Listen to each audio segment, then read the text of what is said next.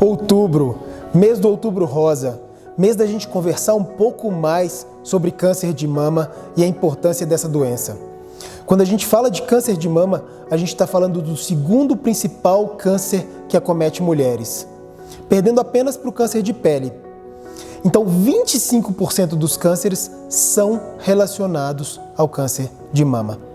Mas será que você sabe exatamente como fazer prevenção, como fazer diagnóstico? É isso que nós vamos conversar agora. É isso que você precisa saber fazer.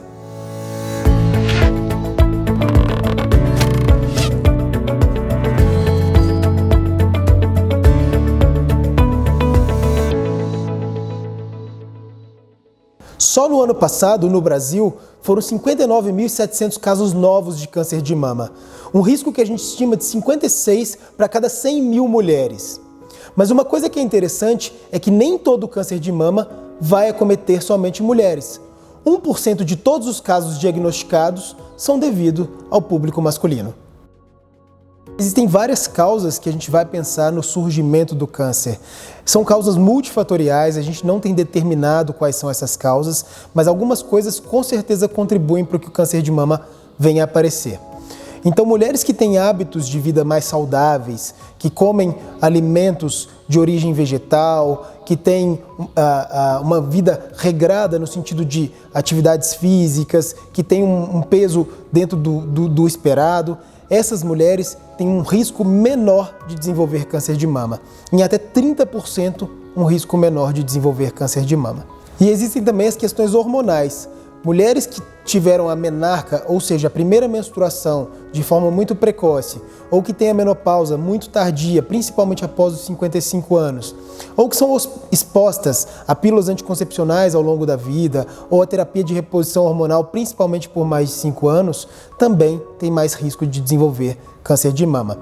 Além disso, mulheres que não engravidam, que não são mães, ou que são mães muito tardiamente, ou ainda que não amamentam, então a amamentação é um fator protetor também para o câncer de mama.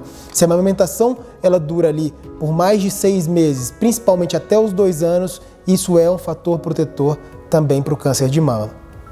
Outros fatores que podem estar relacionados também é o uso de álcool, então mulheres que tomam muitas bebidas alcoólicas têm maior risco, e aquelas que são expostas a radiações ionizantes ao longo da vida. Então, radiografias excessivas, tomografias computadorizadas excessivas também aumentam o risco de desenvolver o câncer de mama.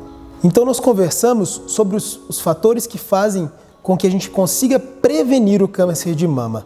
Mas agora a gente tem que conversar sobre o diagnóstico.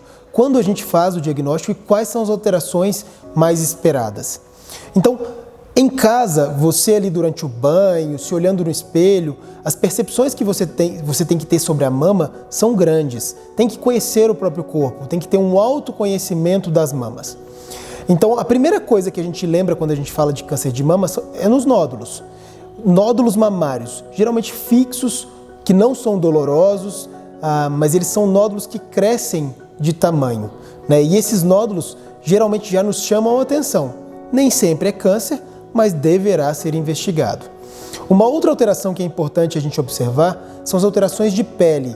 Então a pele pode ficar numa coloração um pouco mais avermelhada ou ter um aspecto que a gente chama de casca de laranja, aquele aspecto rugoso como se fosse uma casca de laranja mesmo. Uma outra coisa que a gente pode encontrar é um mamilo diferente, invertido, que tem uma alteração de forma.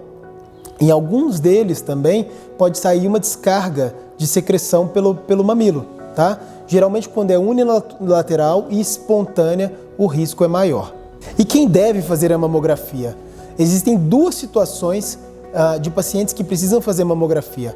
A primeira delas é a mamografia diagnóstica, que é aquela mulher que tem alguma alteração mamária, que foi vista pela própria paciente e que foi vista pelo médico, e essas mulheres, pela alteração, vão direto para uma mamografia diagnóstica.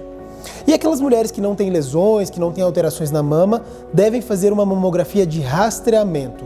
Essa mamografia de rastreamento, pelo Ministério da Saúde aqui do Brasil, ela é preconizada a partir dos 50 anos até os 69 anos. Então, pelo menos uma vez a cada 2 anos, deve-se fazer uma mamografia de rastreamento. E se no intervalo desses 2 anos, se aparecer qualquer sinal, qualquer suspeita de câncer de mama, que a gente já conversou nesse vídeo, aí sim deve procurar novamente o médico e de repente fazer a mamografia diagnóstica. Nem todo câncer de mama vai ser também uma sentença de morte. Se a gente faz o diagnóstico precoce, existe tratamento e existe cura na grande maioria das vezes. Então, se cuidar, fazer o diagnóstico precoce, fazer sua rotina ginecológica é um grande fator de sucesso no tratamento do câncer de mama. Então não se esqueça, olhe suas mamas, palpe suas mamas, se conheça. Faça consulta regularmente, faça as mamografias quando forem necessárias, afinal de contas, sua saúde só depende de você.